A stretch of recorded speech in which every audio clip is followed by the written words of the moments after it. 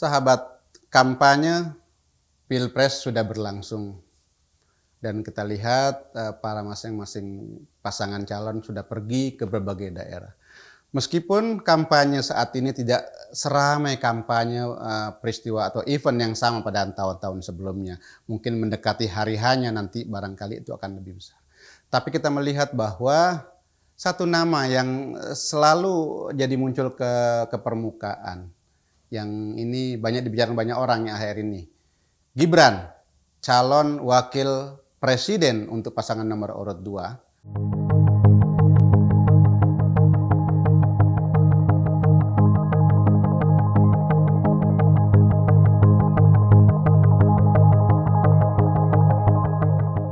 Belakangan ini muncul dengan segala berita yang menurut saya ya aneh-aneh gitu kan. Misalnya apakah dia itu keseleo lidah atau tidak, ya kita bisa tahu semua lah di sini.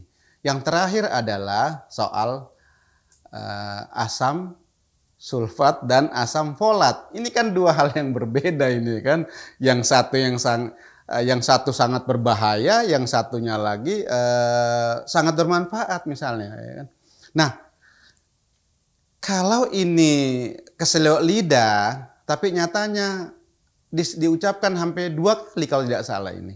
2 kali, berarti artinya patahlah keseleo lidah itu ya kan. Tapi tetap kita akan maafkan bahwa ini adalah manusiawi sebetulnya.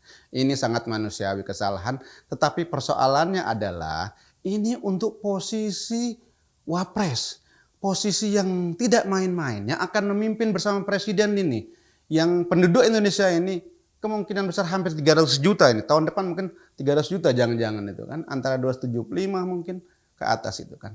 Nah, ini sesuatu yang aneh menurut kita, kalau kita membiarkan bahwa kita menerima bahwa seorang calon pemimpin itu bisa salah, dan salahnya fatal. Kan memang kita tidak harus menjadi ahli kimia atau biologi untuk membedakan, untuk tahu kedua istilah itu. Istilah seperti bahwa kita tidak harus menjadi ahli astronomi untuk tahu mana yang bulan, mana matahari, kira-kira begitulah sederhananya kan. Nah, jadi ini adalah kita harus buktikan bahwa seorang pemimpin adalah dia harus siap segalanya. Dia luar dalam, dia harus lihat segala dari sisi intelektual, emosional, dari semua sisi lah. Karena dia akan memimpin kita ini, bangsa Indonesia ini. Tapi kalau dia cuman seperti itu berulang-ulang kan repot nanti kan. Apalagi kalau misalnya jawabannya gini, oh kemarin salah ya. Itu kan bukan jawaban, ya maksud saya jawaban itu kan tidak sangat tepat gitu loh ya kan. Artinya bahwa manusia bisa salah. Tapi cara kita memperbaiki itu harus elegan. Apalagi kalau dampaknya ini sangat berbahaya. Maka tak heran dengan cara seperti itu, Gibran yang memang sejak kemunculan dipertanyakan banyak orang. Karena misalnya ada drama di MK dan segala macam, banyak orang yang mengucap pemimpin karbitan. Pemimpin karbitan, oke kita bisa ulas begini. Karbit itu biasanya kan terkait bagaimana kita mempercepat buah-buahan untuk matang cepat gitu kan. Jadi yang mengkel belum matang banget dari petik kemudian disekap, kemudian dikarbit agar cepat dia masak. Ya inilah misalnya buah yang dikarbit, buah yang dipaksakan. Padahal kita tahu bahwa buah yang matang pohon itu yang paling asik, yang paling nikmat sebetulnya gitu kan. Tetapi ini sudah terjadi. Ya kan? Ini sudah terjadi bahwa Gibran ini adalah wali kota 2,5 tahun ya, mungkin hampir 3 tahun. Artinya dia memimpin untuk kota yang terdiri 5 kecamatan. Nah sekarang tiba-tiba dia harus melonjak kepada di tingkat paling pusat di negara yang itu di lebih dari 7.000 kecamatan, 38 provinsi, bahkan yang 500 kota dan kabupaten yang ada itu. Ini lompatan yang luar biasa. Dan dia harus mengubah itu segera cepat. Karena bagaimanapun juga kita tidak bisa mengharapkan pemimpin yang dikarbit terus. Kita membutuhkan pemimpin yang matang. Kita ambil contoh bapaknya, yaitu Presiden Jokowi. Itu matang dalam arti dia menjadi 2 kali wali kota Solo, kemudian setengah periode gubernur DKI, kemudian juga 2 periode dia menjadi presiden. Nah, itu adalah contoh yang baik. Terkait pencalonan Gibran, ada kesalahan persepsi di antara kita, di antara masyarakat, bahwa ada tudingan bahwa banyak pihak yang menolak Gibran sebagai penolakan terhadap anak muda. Ini yang keliru. Ini persoalan bukan kita menolak anak muda. Kita sangat bersemangat. Publik sangat menginginkan bahwa anak muda menjadi pemimpin-pemimpin bangsa di masa depan. Anak muda dan bangsa ini tak bisa dipisahkan. Bangsa ini dibangun oleh anak muda. Bisa kita lihat dalam sejarah. Budi Utomo tahun 1908 itu yang berkecimpung, yang aktif anak-anak muda. Perpaduan antara golongan muda, Sutomo, Gunawan Mangunkusumo, dan orang-orang yang lebih tua. Kemudian juga tahun 1928, Sumpah Pemuda, itu murni anak-anak muda semua.